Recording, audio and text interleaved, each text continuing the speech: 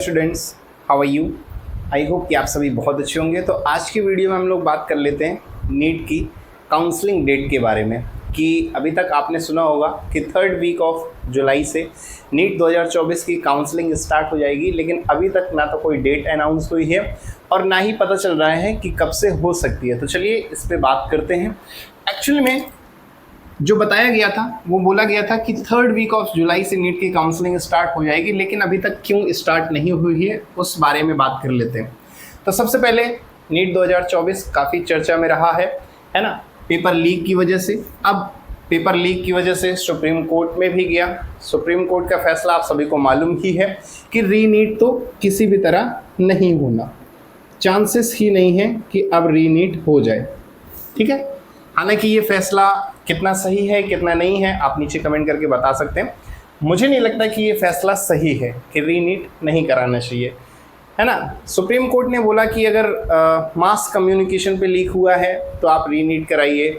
अगर छोटे लेवल पे ये चीज़ लीक हुई है तो कोई ज़रूरत नहीं है। तो ये तरीका नहीं होता, है ना। मतलब ऐसे तो फिर जिसका फ़ायदा होना था, जो 2-4 बच्चे पेपर लीक का फ़ायदा उठा पाए, तो वो तो वैसे भी अंदर ही जा रहे थे, फिर कोर्ट पे फैसला जाने का फ़ायदा क्या।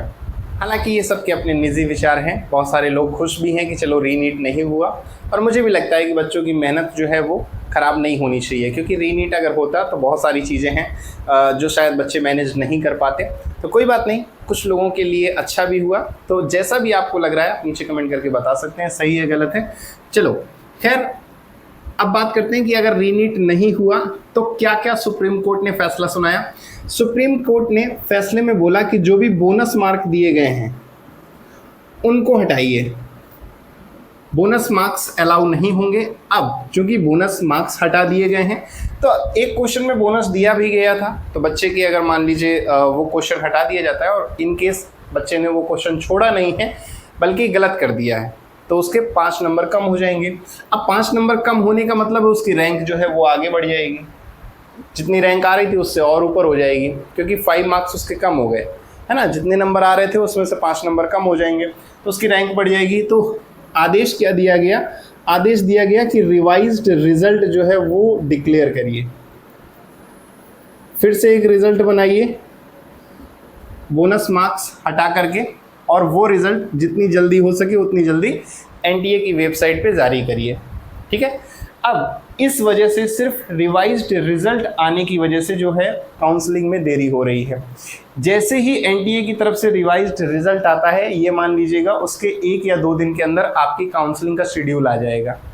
ठीक है, अब जैसे ही काउंसलिंग का शेड्यूल आएगा तो सबसे पहले जो काउंसलिंग है, मैं इसको रफ कर देता हूँ, थोड़ा सा काउंसलिंग के बारे में आप लोगों को समझाता हूँ।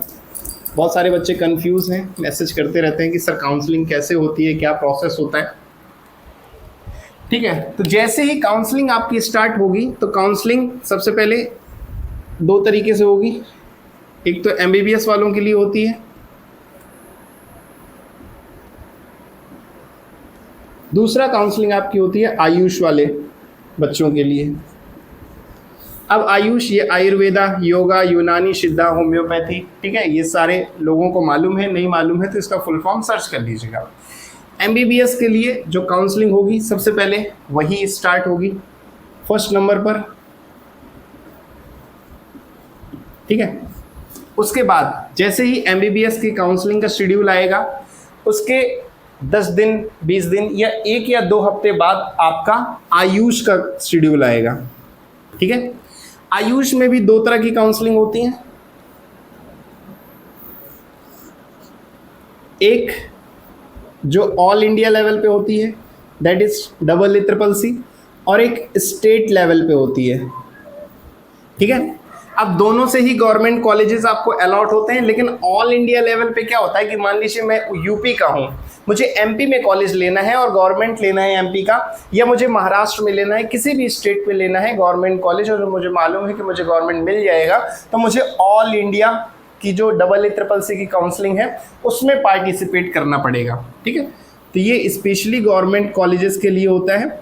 और अगर आप किसी एक स्टेट से दूसरे स्टेट में मूव करना चाहते हैं, स्टेट टू स्टेट, ठीक है। एक स्टेट से दूसरे स्टेट में अगर आप जाना चाहते हैं तो आपको AA CCC की काउंसलिंग में पार्टिसिपेट करना होगा, और ये MBBS की काउंसलिंग के 1 से 2 हफ्ते बाद इनकी काउंसलिंग शेड्यूल आ जाएगी। ठीक है, चैनल सब्सक्राइब कर लेना, जैसे ही इसका शेड्यूल आएगा मैं तुरंत नोटिफिकेशन डाल दूंगा या तो उस पर वीडियो बना दूंगा।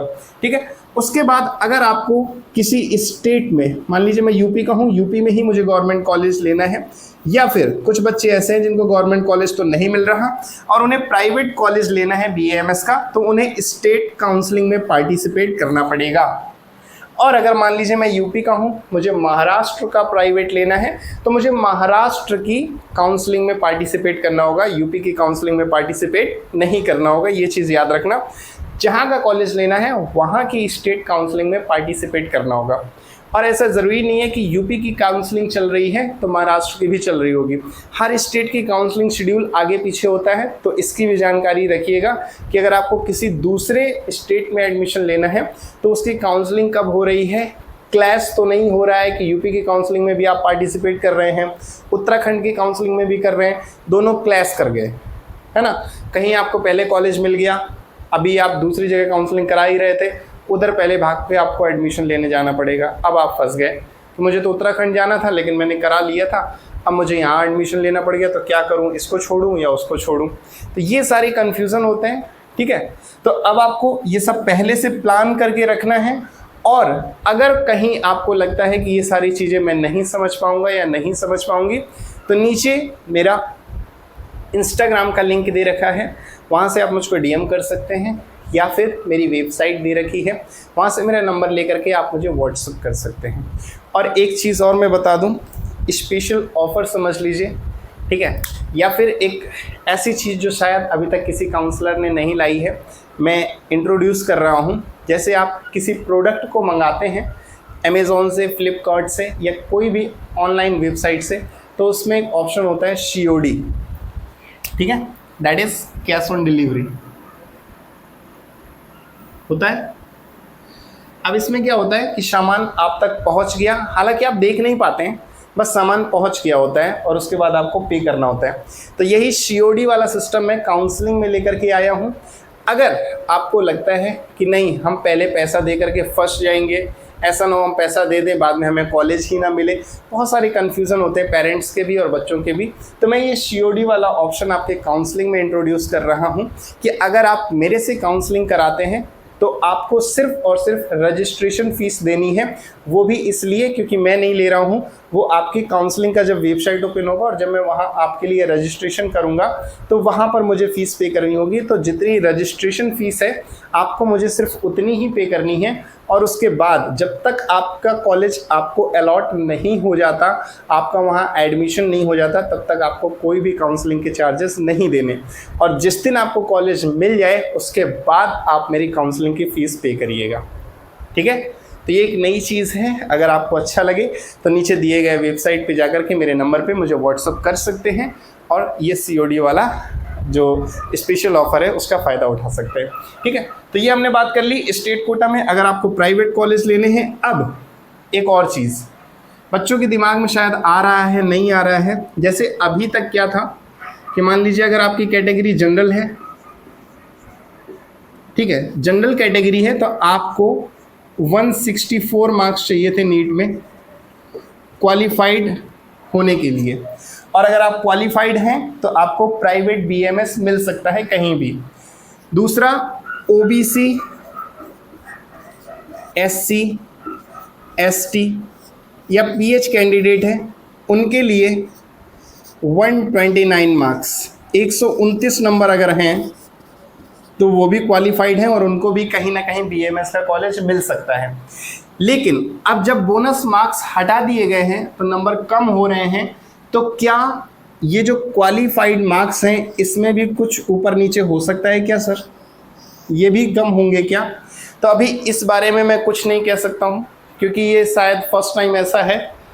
अभी तक नीट में पिछले 10 सालों में ऐसा कुछ नहीं हुआ है, तो मेरा भी नॉलेज वहाँ तक अभी नहीं पहुँच रहा है कि इसमें कोई चेंज होंगे कि नहीं होंगे।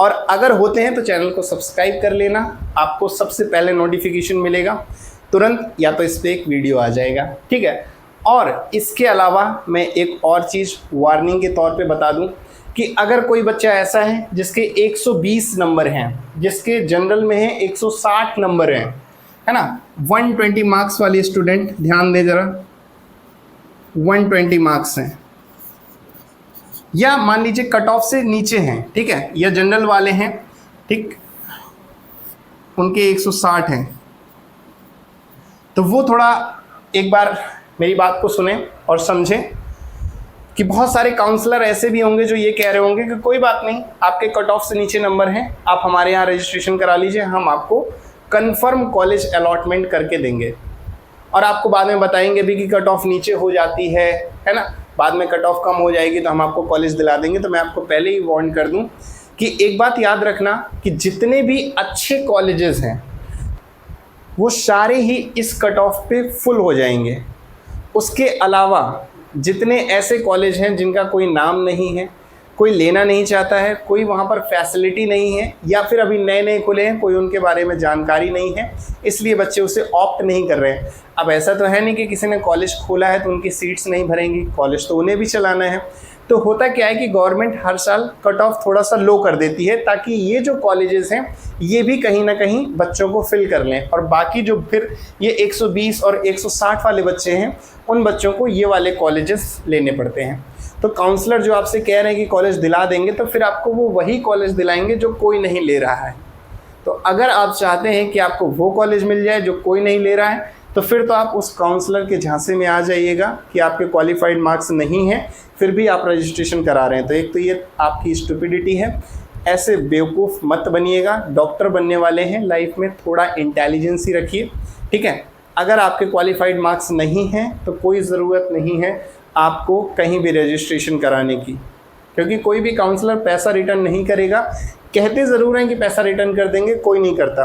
वो आपको मैनिपुलेट करेंगे, कहीं ना कोई कॉलेज ज़रूर दिला देंगे, लेकिन पैसा वापस नहीं करेंगे, ठीक है। तो ये चीज़ अपने दिमाग में रख लेना, जहन में डाल लेना कि अगर आपके क्वालिफाइड मार्क्स नहीं हैं तो प्लीज़ रजिस्ट्रेशन मत कराना, किसी भी कॉलेज में एडमिशन मत लेना, बाद में प्रॉब्लम्स हो सकती हैं। एक SCPM गोंडा का केस आया था, ठीक है। ऐसे भी बहुत सारे कॉलेजेस होंगे जिनको परमिशन नहीं मिला, हो सकता है आपका एडमिशन वहाँ करा दिया जाए, तो वो भी आपके लिए एक प्रॉब्लमेटिक हो सकता है। तो ये चीज़ याद रखना, ये वार्निंग है, इसलिए पता नहीं होता बच्चों को, तो मुझे लगा कि ये मुझे समझाना चाहिए।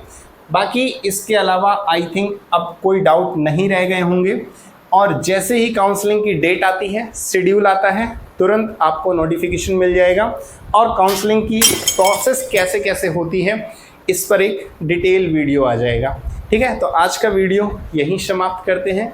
इसके अलावा अगर कोई डाउट रह जाता है तो नीचे कमेंट में पूछ सकते हैं, क्योंकि DM करेंगे तो वो पेड कन्वर्सेशन है, फिर आप बोलेंगे अरे सर पहले क्यों नहीं बताया। मैं हर बार बोलता हूँ कि अगर आप मुझे DM करते हैं इंस्टा पे तो वो पेड कन्वर्सेशन है, और कितना पे करना है वो भी मेरी प्रोफाइल पे ऊपर लिखा हुआ है। तो प्लीज़ मैसेज करने से पहले प्रोफाइल को चेक ज़रूर कर लें। काउंसलिंग के अपने अदर चार्जेस हैं, वो भी अगर आप चाहते हैं तो मैसेज करेंगे तो वो भी पता चल जाएगा। आज का वीडियो यहीं तक रखते हैं। Till then take care, tata bye bye, have a nice day and best of luck for your future. Thank you.